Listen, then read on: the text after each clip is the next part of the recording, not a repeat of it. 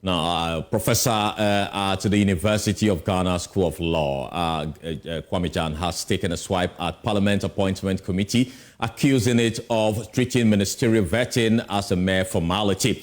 His comment followed the vetting of nominees for finance, energy and attorney general portfolios. Speaking on Newsfile, Professor Jan described the committee's approach as lax, warning it poses a serious threat to the nation's governance. The whole process, what is the purpose? And what is the outcome that we are expecting? So we take the people through this process. What are we expecting? I would have thought that we are looking for one, the technical competence and capability of the nominee. Precisely. We are looking at the nominee's credibility, integrity, and consistency. Correct. We are looking at the overall suitability of the nominee for the role that he has been nominated to come and perform. I hold this view. I may be wrong, but that's my view. And this is in some way supporting what my learned brother said. You want to appoint 60 people and give 60 people virtually control over the management of the affairs of state. And we are 35 million of us. These 60 people are going to determine our destiny. Precisely. And I tell you, and that of children yet unborn in this country. So these destiny controllers, the collective competencies and capabilities of these 60 people will determine where we will go. And I'm saying the collective competencies and capabilities. So if the 60 people, those of us who are sitting back, our assessment is that their collective competencies and capabilities cannot run a country, we are dead. The markets, your constituents. So you put somebody for finance. The questions that are coming out are not able to bring out the best in this person. So the markets are not seeing the capacity, the competences. So what will the speculators think? That is this person capable of managing the city? What a shock.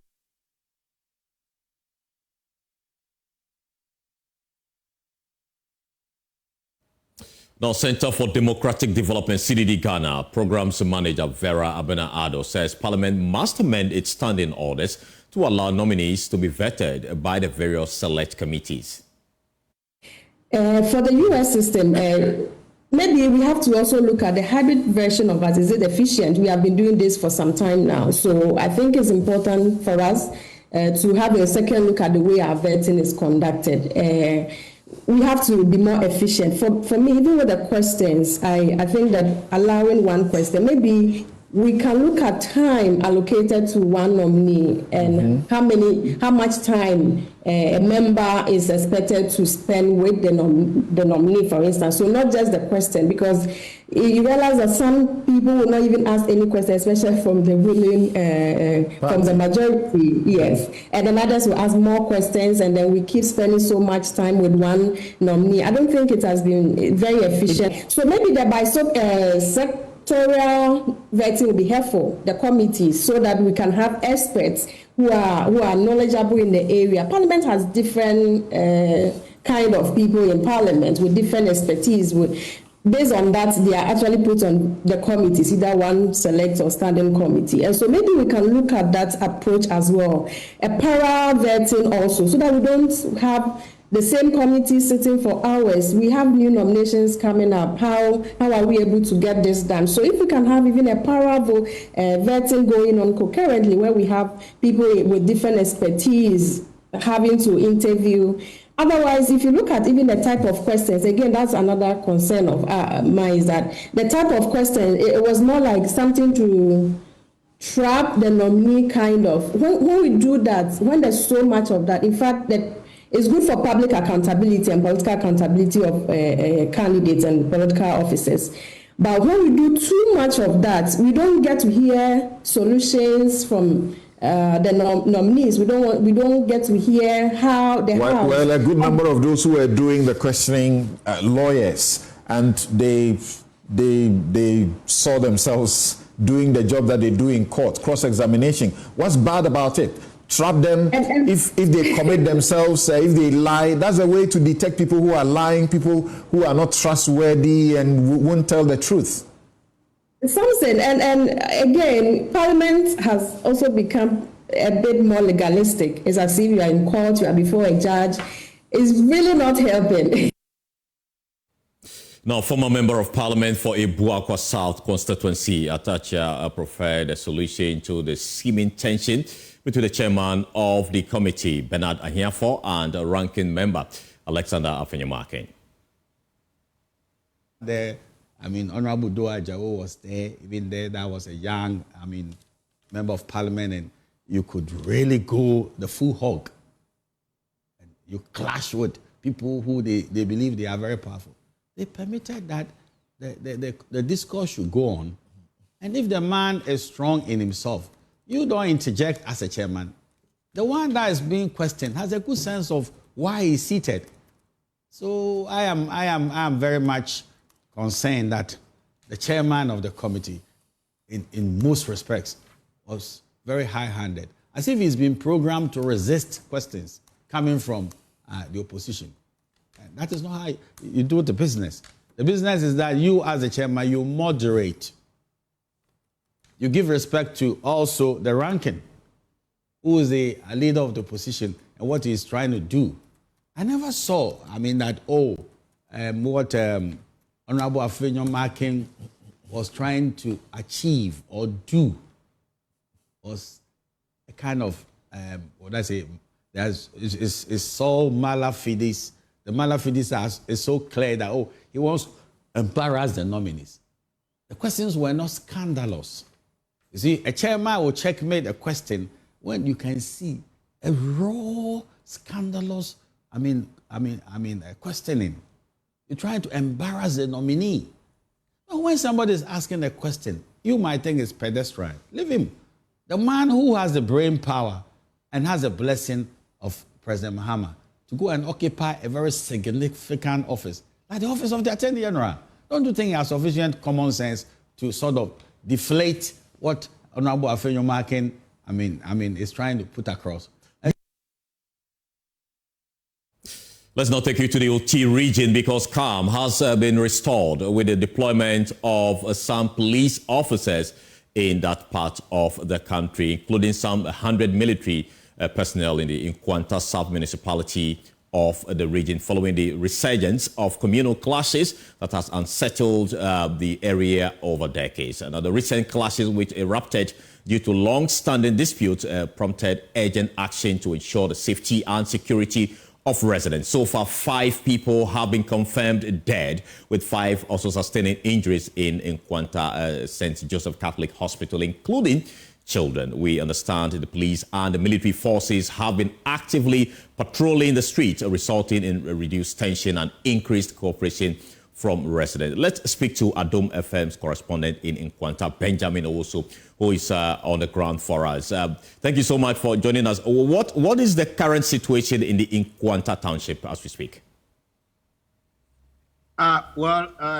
Currently there's calm in Nkwanta as residents are out there doing their normal activities. As we can see, there's a lot of deployment of military and police patrols in the town to ensure that residents' security are in a safe hand. Currently, the police and the joint security team are on a joint operations whereby there's a current development. We are waiting on authorities to come up with a proper information. But as I speak with you, the time is relatively calm. people are out there doing their normal activities, and we are expecting that the presence of the military here will continue to ensure that residents are in a safe hand. Can you tell us if there's been any arrest so far? So far, information we are picking that the military with the police joint operations are currently embarking on a serious operation, which we cannot confirm yet, but we are getting some information that there's a way, there's a headway out. They are making sure that some weapons and some ammunition that are being kept with some individuals, they retrieve them and to ensure that the area becomes a place, it becomes a safety place for residents and the workers. As we speak, people continue to pack off their luggages, leaving the area, especially workers, which is also becoming a problem, a challenge for residents in Nkwanta South. So we are hoping that with their operation that is currently ongoing, we'll get some good news that will restore hope for the people to return to their normal activities. All right. We understand also people are unable to get access to food. Can you confirm that? It is indeed true. Access to food and water is also becoming a major challenge in the municipality, since most of the people here have packed off from the streets. Most of the shops too have been closed down. If you are looking for anything to buy this morning, and since yesterday, it's becoming so difficult. Business activities is also dwindling. It's on its knee. That I think that with the immediate deployment, we are hoping that from tomorrow there should be a sign of relief for residents to enable them to get access to food and other these commodities that can keep their households. All right. So the meeting held to assess the situation and implement necessary measures highlighted the need for community cooperation and understanding. Do we know what the outcome was? Currently, there haven't been any engagement with any of the factions in the area. But what that we are hoping for is that the community will continue to collaborate with the security agencies in the area. Because looking at the situation, without their cooperation and then releasing such information for the security operatives, they cannot do without any to ensure that the place becomes a safe place for the residents.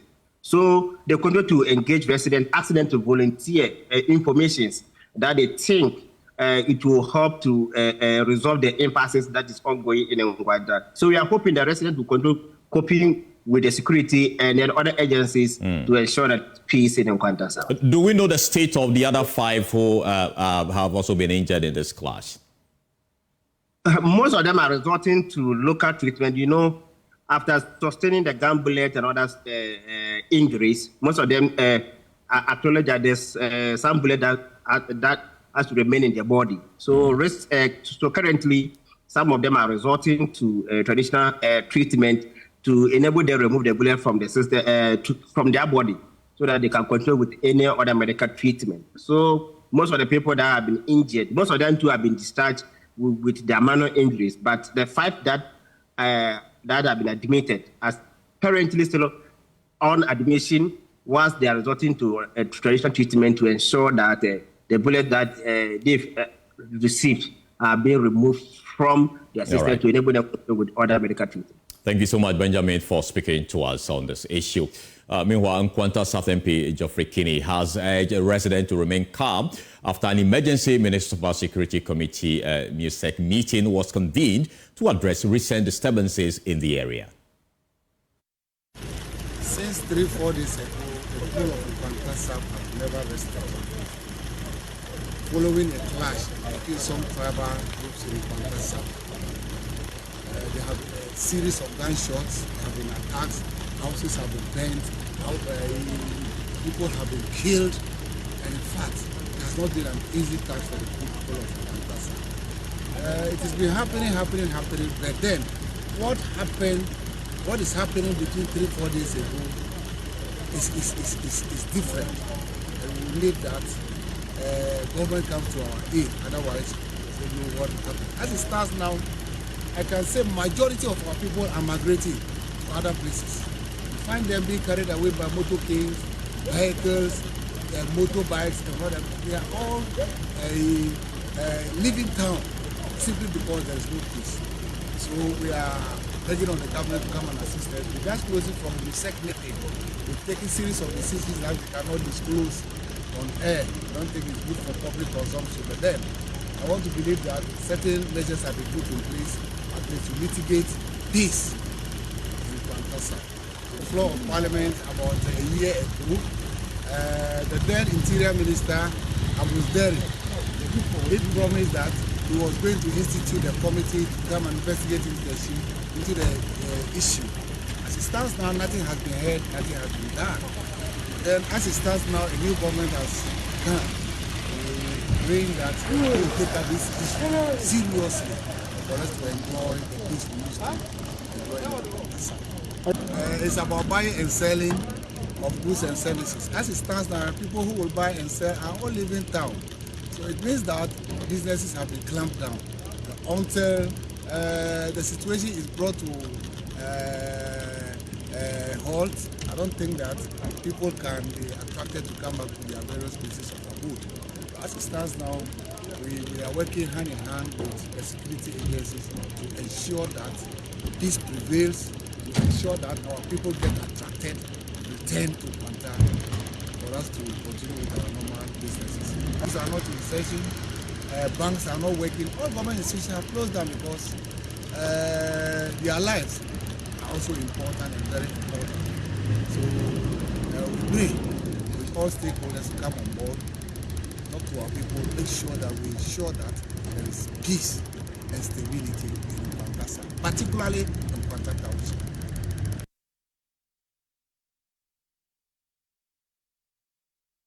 Let's now take you to the Ashanti region because dozens of residents in Nima Moke, a slum in the Asokoremampong municipality of that region, have been displaced following a fire incident that ravaged their homes. The fire, which began around 4:30 p.m., destroyed over 50 wooden structures and properties of the residents. The blaze spread quickly due to the presence of highly combustible materials in the area. Emmanuel Bright-Kweku has more in the following report. Nima Moke has served as an abode for several migrants from northern Ghana seeking better opportunities down south. According to eyewitnesses, the majority of the affected residents were away, going about their daily routine at the market centers in Kumasi when the fire gutted their homes. Eyewitness accounts suggest the fire started in one of the structures and swept through the clustered community following delays in contacting firefighters. They were consequently unable to save their belongings.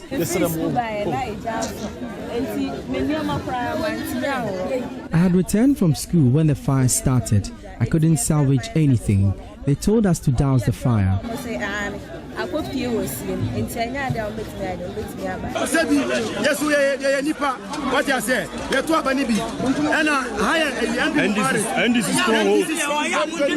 We're humans and citizens. The authorities should think of us. When the firefighters came, we had already doused the fire.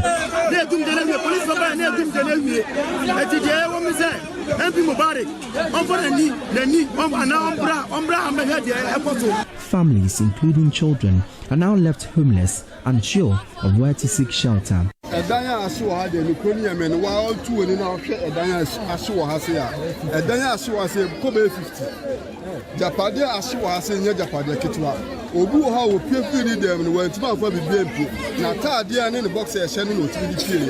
This is bizarre. We couldn't take anything. Everything is burnt. Some of us may have to return to where we came from.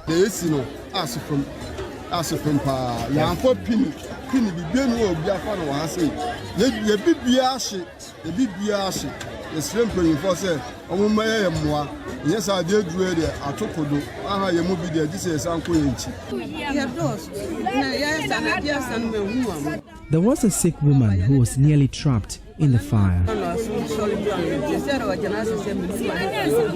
The inferno is yet another tragedy for the slum, which encountered a similar fire incident in 2020 that also displaced many residents and destroyed valuable possessions. For Joy News, my name is Emmanuel Bright-Kweku. In the region now, because the Ghana National Fire Service has given indication that they've been able to successfully extinguish the raging fire that engulfed some highlands near the Akosombo Hydro Dam Friday evening. Videos of the fire outbreak circulated widely on social media last night, showing a blazing fire near the dam, which many believed posed a potential threat to Ghana's largest powerhouse, the Akosombo Dam. However, the Ghana National Fire Service has assured the public that the fire has been successfully managed. Now, joining me on Zoom now this afternoon to provide some details is ADO1 Alex Kinate of the Ghana National Fire Service. Can you confirm if indeed the fire has been successfully extinguished?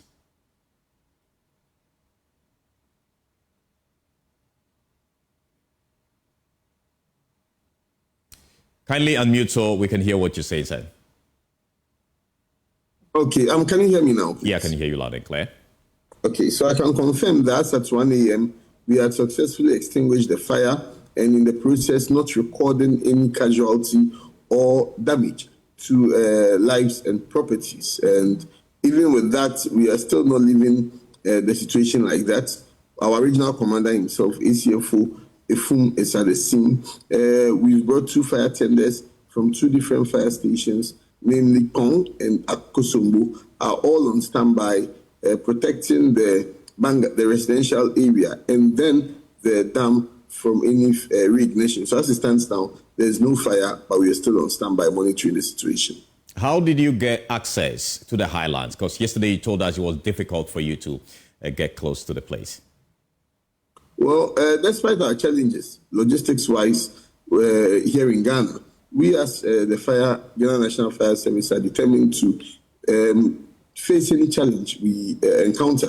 So we had to be proactive in being able to contain the fire from spreading. So with the help of the VRE fire station also, we're able to find ways to contain the fire and then avoid it spreading to the other ways. But then again, it still calls into question the need for more logistical investments into the Ghana National Fire Service, firefighting drones, recovery vehicles, even pickups that would help us in carrying out our safety education through every area to be able to get people anywhere to be able to know about fire safety.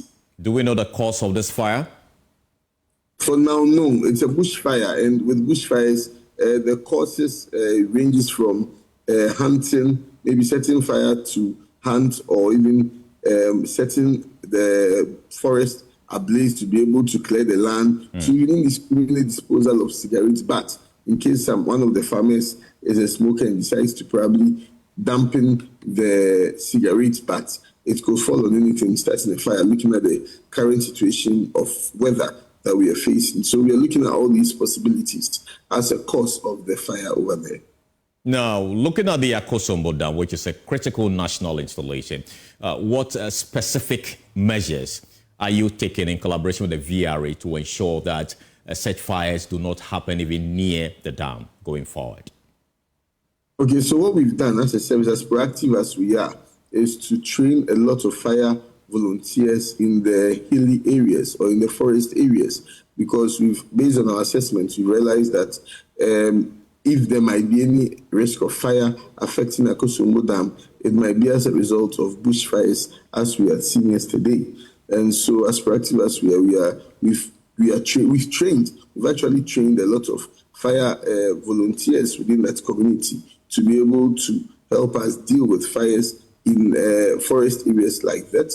Also, we will be committing officers to collaborate with the Vter River Authority Fire to work hard to carry out regular patrol within the area to ensure that nothing that can start a fire happens, and also the intensification of our education within the community. Then again, it stems back to the need for more logistical, infrastructural investments into the service, so that with more pickups, we'll be able to reach every hinterland to draw people's attention to the risk of fires.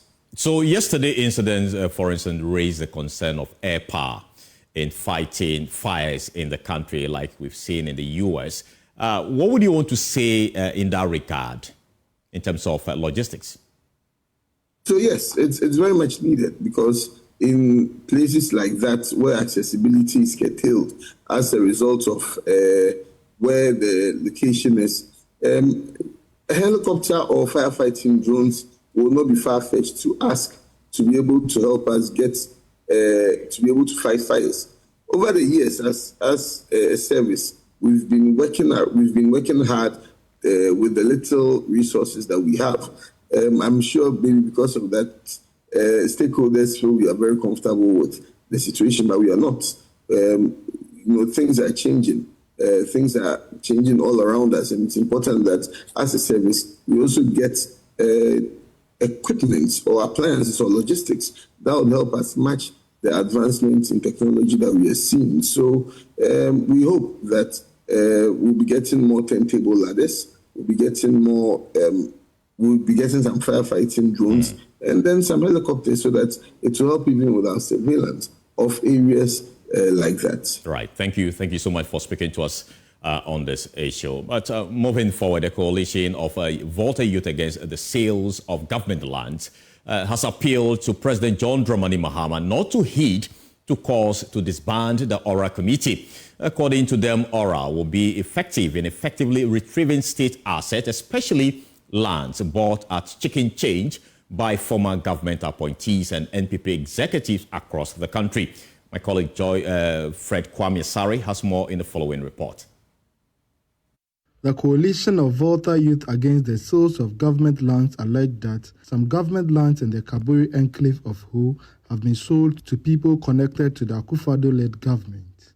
These individuals, which included government appointees and executives of the opposition New Patriotic Party, have begun developing most of the lands. The convener of the group, Dr. Stanley Glatte, lamented the rate at which state lands were sold by the Lands Commission.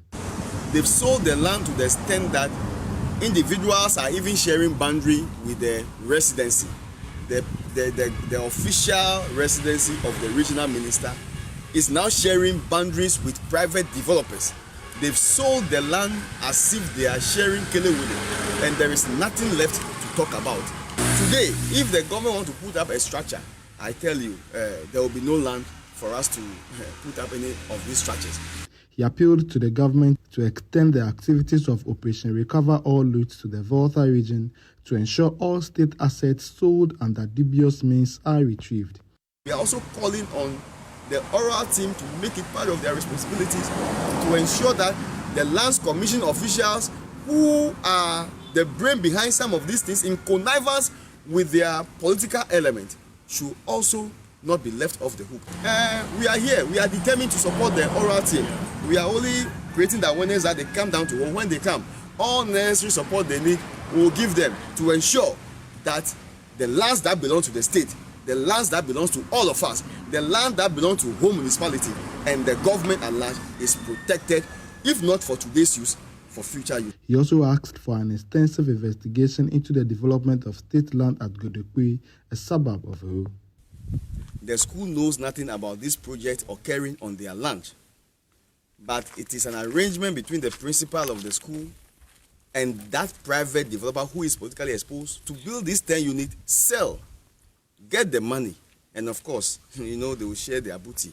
We need to investigate this very project, see the documents behind the project, know the faces behind this very act, and also the nursing training school principal must be brought to book because she has done a lot of injustice to not only the institution she is serving as a headmistress, but also to the Vter region and to home municipal.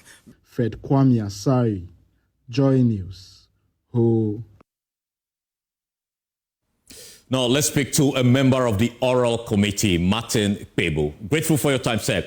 People are asking for the operations of the committee to be extended to other parts of the country. For purposes of public education, how does oral intend to make it work operational throughout the country? Kindly unmute so we can hear you. Well, yeah. So, yes, hello? I can hear you now. Yes. So, what I can say is that this is something that's receiving attention. And so in due course, you will hear or see something about that. Yes, it's something that's receiving attention. So in due course, you will see and hear more about it. Yes. So educators, per your mandate, are you working outside the Greater Accra region, or is it a nationwide operation? We want to understand that. Oh, from its nature, it's a nationwide operation. The president said we can receive petitions, information, tips, etc. from Ghanaians. So Ghanaians are resident all over Ghana and even beyond Ghana. So, and also not just Ghanaians, other people who are interested, well-wishers, who are not Ghanaians but want to help the fight against corruption, we receive. So that is the area of mandate. All right. Ghana and the world. Tell us if you've been able to receive any petitions from other parts of the country so far. Oh, yes, a lot. We've received a lot from other parts of the country. People are complaining all over many parts of the country. Tamale, Kumasi, etc. There is the Vter region, Sugakope area, etc. Lots of complaints all over. And these complaints are heavily, in which sectors? Is it about lands? If you can share with us. Everything from lands to allegations of public malfeasance, that's financial malfeasance, abuse of office, dissipation of state property, etc. Everything. Now, what do you say to the groups who are calling for you extending, more or less setting up some kind of offices in the regional capital so they'll be able to reach you easily? Yes, so that's why I said it's receiving attention, but so in due course, we will, Ghanaians to hear from us. But let's also keep in mind that the phase one of oral is to receive information. And so when the Attorney General takes office fully, we'll have to wind down on this phase one. Then there will be phase two of the oral, which will involve more active collaboration with the law enforcement agencies to help prosecute these cases, etc. So oral will be there for quite some time to come, but it's in phases. Phase one, which we are currently doing, which I liken to John the Baptist. So after phase one, then we would go to phase two. You remember in the Bible, John the Baptist saying, yes, he's not a savior, but he's here to pave the way for Jesus to come. So phase one is paving the way for phase two, which will be the real action all over. Thank you so much for speaking to us here on Joy Newsroom. We're so grateful. You're still watching Joy Newsroom with me, Carlos Kaloni. We'll take a short break. We'll return with more. Please stay. Welcome back. Now, scores of traders at the Tano Boase toll booth in the Techiman North District of the Bono East region are appealing to the John Dramani Mahama administration to fast-track the reintroduction of the road toll system to help revive their economic activities. The traders whose jobs were heavily affected due to the closure of the tolls there say the road tolls, when opened, will help them survive economically. Anna Sabit has more in the following report. Toll booths across the country were closed under the erstwhile Vera Ado administration by the Roads Ministry to pave way for the reintroduction of the E-levy. In recent times, there have been several calls by traders across these various toll booths for authorities to reintroduce the toll system. These traders who have over the years been saying that the closure of the tolls is hindering or affecting their business or their economic activities. Well, there have been hints, even with the erstwhile administration, that the toll system will be reintroduced. This afternoon, we are back here at the town of Wasi toll booth, where these traders here are calling on the new administration headed by His Excellency John Dramani Mahama to swiftly reopen these road tolls to pave way for their economic activities to thrive. Former President Nana Ado collapsed our businesses. Now plantain and cassava grow dry because there are no buyers. This is our only job that takes care of our families. So we are appealing to His Excellency John Mahama to open the road toll so that our businesses will thrive again.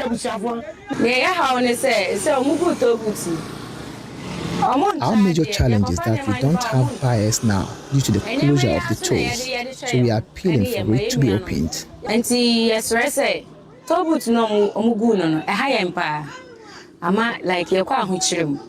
We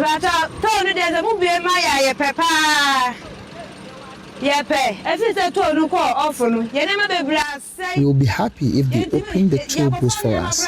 We usually run at loss now because the vehicles don't stop anymore to buy from us. So we are appealing to the President to come to our aid.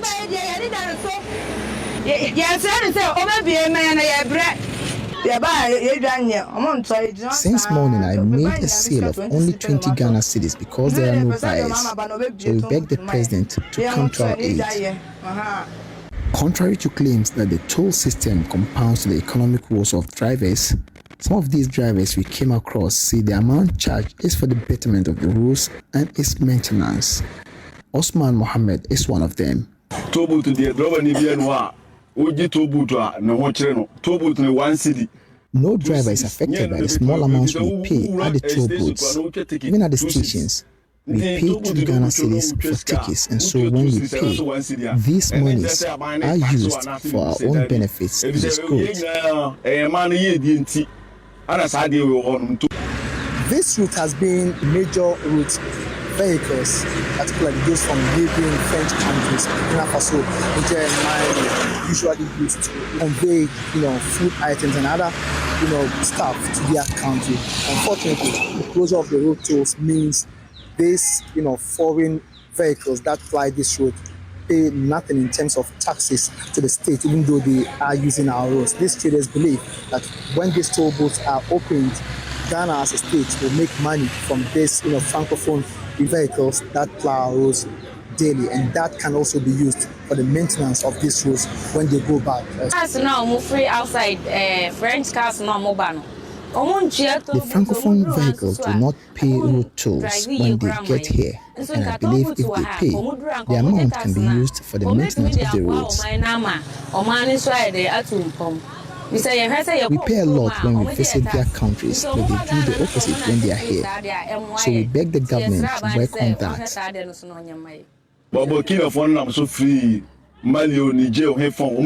Drivers from the neighboring countries do not pay anything for using our roads, and so it's a toll system that takes care of the maintenance of the road. So for me, government should, as a matter of urgency, reintroduce the toll system. So these are calls by traders here at the Tanobuasi toll booth, urging the John Dramani Mahama administration to swiftly reopen the toll booth, hoping that the introduction of the tolls will trading activities here at the Tanobuasi toll booth. Reporting for JoyNewsRoom.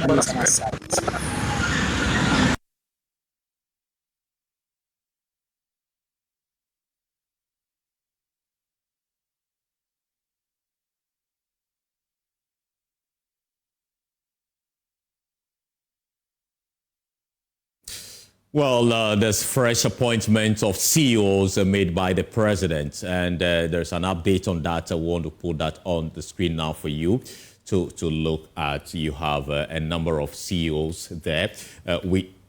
Wisdom Yaira Koku Deku. He is the National Identification Authority CEO.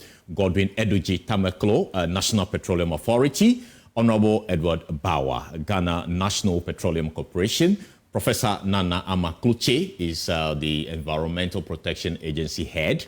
And the new head for the Petroleum Commission is Victoria MFA Hardcastle. And Apechi Awono is the bulk oil storage and transportation company. And Sami Jemfi is for the precious minerals marketing company. And also Justina Nelson, Minerals Income Investment Fund. And there you have Mohamed Abdul Salam, National Lottery Authority. And Dr. Kweku Asiedu Nketia is the Deputy Chief Executive Officer of the Minerals Income Investment Fund. So these are the new CEOs confirmed by the President.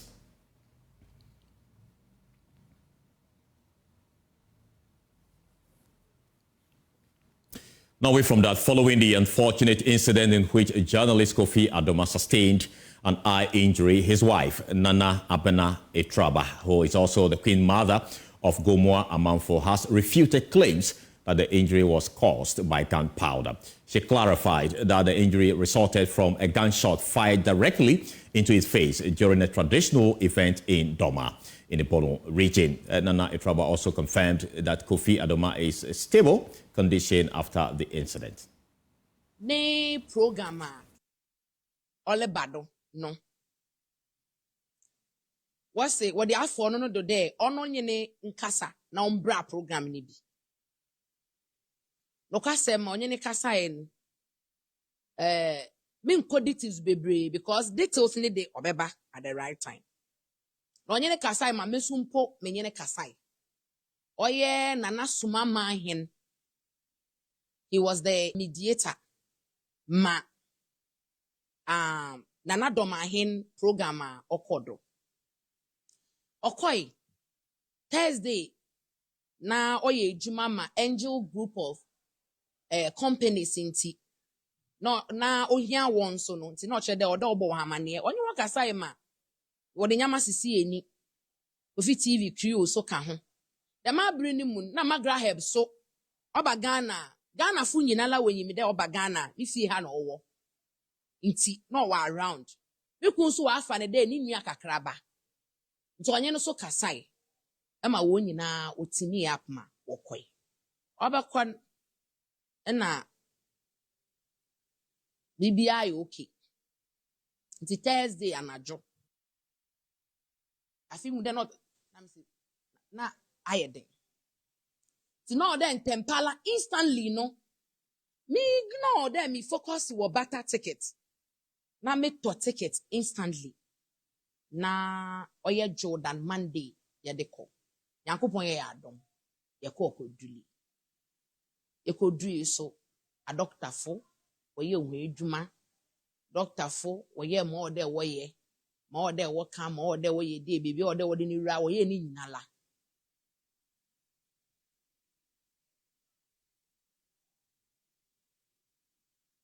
na Kristo na domara ye da bedu ma konkron Ghana na eko media no da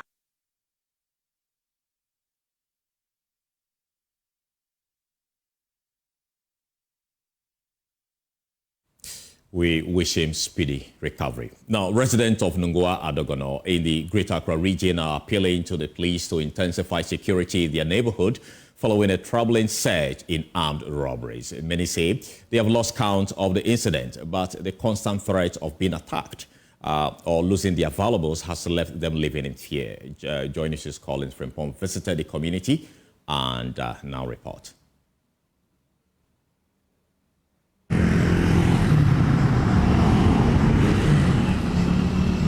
Residents of Nkwanta Adogono, a community in the Kwadwo Municipal Assembly, are living in constant fear as a wave of robberies sweeps through their neighborhood. Many have traumatic stories of attacks. Some were ambushed by unidentified assailants on motorbikes, while others have had their valuables snatched in broad daylight. A local businessman, popularly known as Chief, and other residents recounted their experiences to Joy News, describing the persistent fear that now hangs over the community. Robberies are becoming rampant in this community. I personally experienced one where the robbers, armed with guns and knives, took all my valuables, including money. There was some time ago, you hear that these theft and all those things happen at night, but now during the daytime it even happens. Because recently a friend of mine went through, she was going to work, she had an afternoon shift, so she was going to work, she entered the taxi and she was seated at the front and someone pointed a gun in the taxi on her head and told her to bring all the items that she has on her, so the money, the phone and everything, and she was forced to do that. And I've been hearing so many recent incidents like that happening in this area, which is very bad, and I'm kind of scared from. Sometimes I stay at the down there. Because of that stealing, it always put panic in me. Residents lamented the alarming frequency of these attacks, often occurring in isolated areas of the community. Many say they have lost count of the incidents. I've seen it not once, not twice. That's recently, during the Xmas time. A lady, they were moving towards their house. That's at this very junction. A motor rider, they were passing. Two were on the motor. They were passing. Unawarely, they snatched her phone. That one I can't tell, but Koso. What I say, I don't know Koso until me I say started say and I say started I say.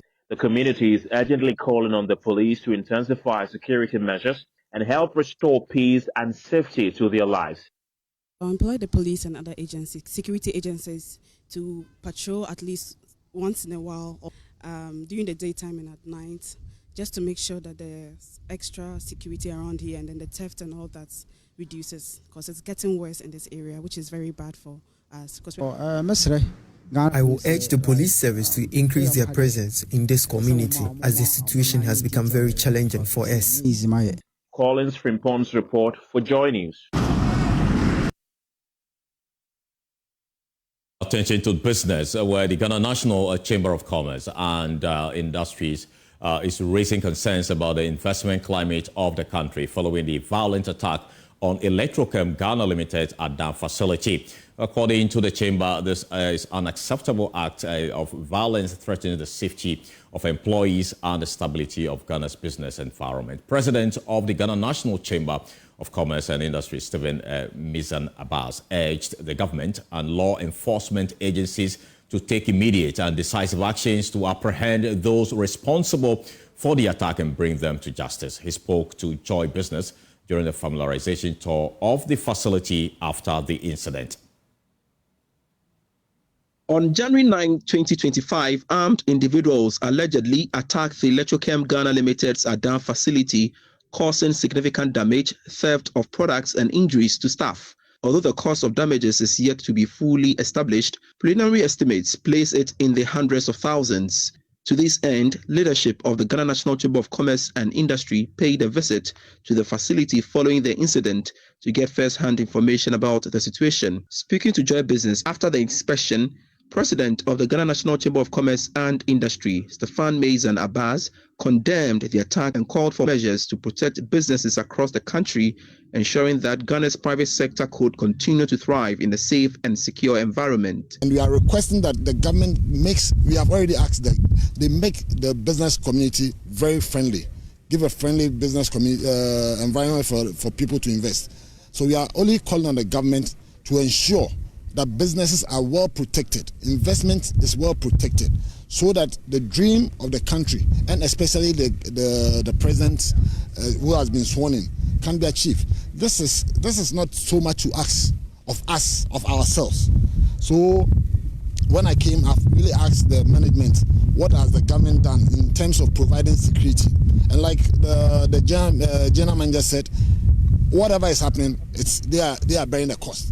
We want to ask the government to come in with all the needed security that the company needs, because we know that the indigents are not satisfied. They want to come back again, and it can't keep happening. It cannot really keep happening. So it is really important.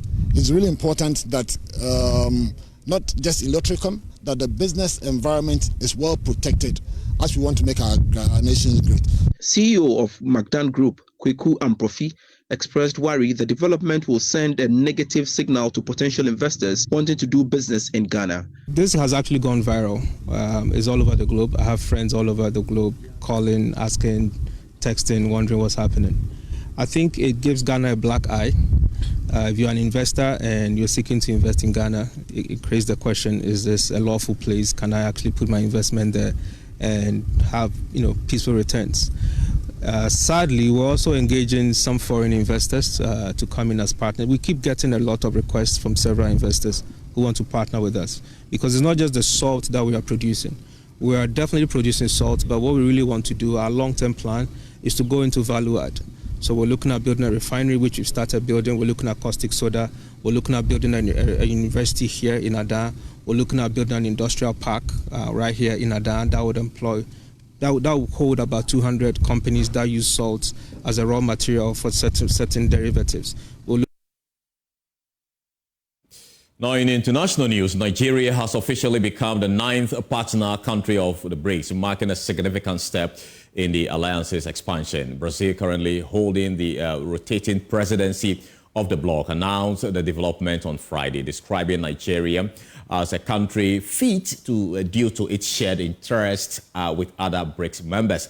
This milestone adds Africa's largest economy to the influential group of emerging markets, which now includes Belarus, Bolivia, Cuba, Kazakhstan, Malaysia, Thailand, Uganda, and Uzbekistan as partners. Together, BRICS represent more than half the world's population and over 45% of global GDP, underscoring its increasing influence on the global stage. Brazil highlighted Nigeria's active role in fostering cooperation within the global south and advocating for reforms in global governance, aligning with BRICS' strategic priorities. As one of the world's leading oil producers, Nigeria brings substantial economic significance to the group, while partnership status enables Nigeria to participate in BRICS meetings and initiatives. It does not extend full membership privileges, such as voting rights. This development strengthens Nigeria's global standing and reflects BRICS' says growing ambitions to unify and empower emerging economies globally. Congratulations to them. And that's all we have time for here. You can log on to myjoyonline.com for more stories. My name is Carlos Caloni. Thank you so much for watching. Have a great afternoon.